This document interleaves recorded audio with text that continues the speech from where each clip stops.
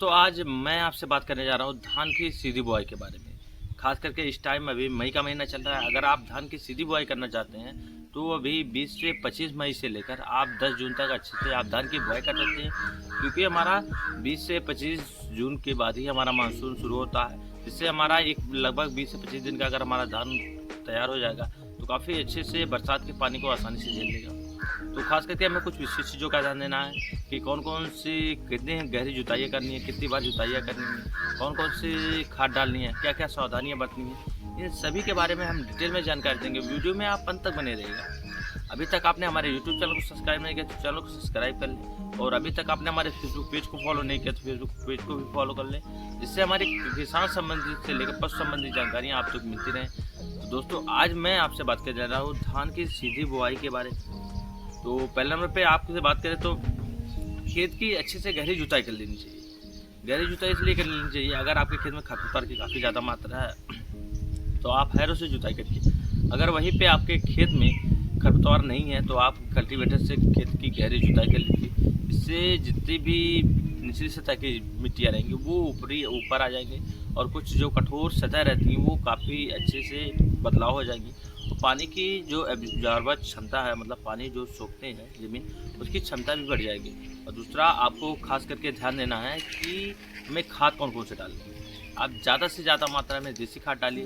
बस आपको कुछ विशेष चीज़ों का ध्यान देना है कि हमारी खाद जो है, देसी खाद जो भी हम डाल रहे हैं, गाय का गोबर डाल रहे हैं या फिर कुछ भी, तो उसमें कच्ची गोबर नहीं होनी चाहिए। जिससे हमें, अगर हमने खेत में कच्ची गोबर की खाद डाली तो हमारे खेत में दीमक लगने की समस्या हो जाएगी। तो आपको यह ध्यान रहे कि 7 से 8 महीने पुरानी हम देसी खाद डाली, नहीं तो हम वर्मी कंपोस्ट ले सकते हैं, या फिर हम मुर्गी की खाद या फिर बकरी की खाद ले सकते हैं, जिसको हम खेत में डालेंगे तो काफ़ी अच्छा और बेहतरीन रिजल्ट आएगा।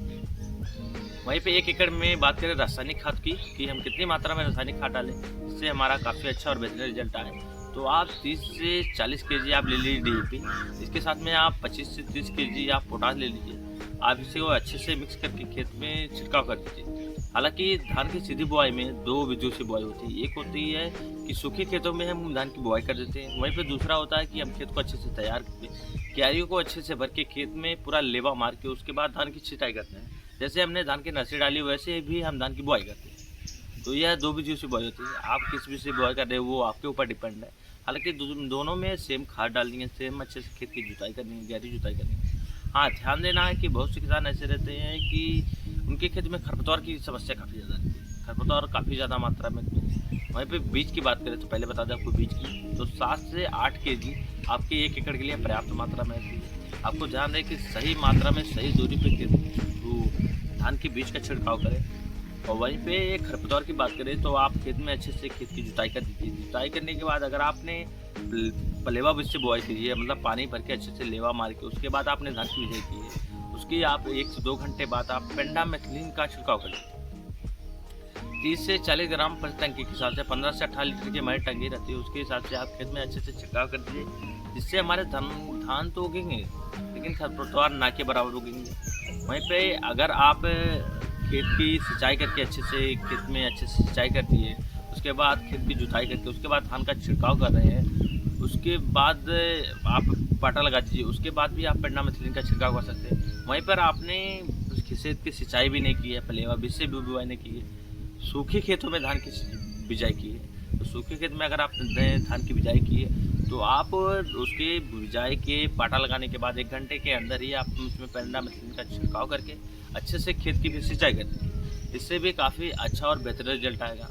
और काफ़ी शानदार रहेगा।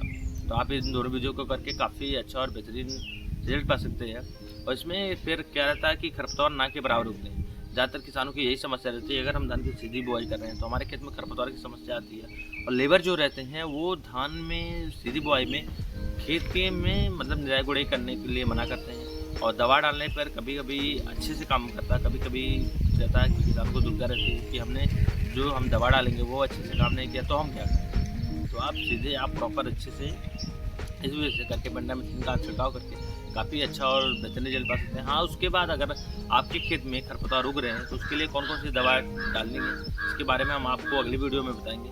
आज के लिए इतना ही, क्योंकि वीडियो अगर ज़्यादा लंबी हो जाएगी तो किसानों को ज़्यादा पसंद नहीं। और इतना अगर आप जानकारी प्रॉपर अच्छे से आप इस धान की बुआई में इतना कर ले रहे हैं तो काफ़ी अच्छा शानदार रिजल्ट मिलेगा। बाकी दोस्तों जानकारी अच्छी लगी तो वीडियो को ज़्यादा लाइक करें, कमेंट करें और ऐसे ही किसान संबंधी और पशु संबंधी जानकारी के लिए हमारे चैनल को सब्सक्राइब कर लीजिए। और बाकी मिलते हैं आपसे अगले वीडियो में। आज के लिए धन्यवाद दोस्तों।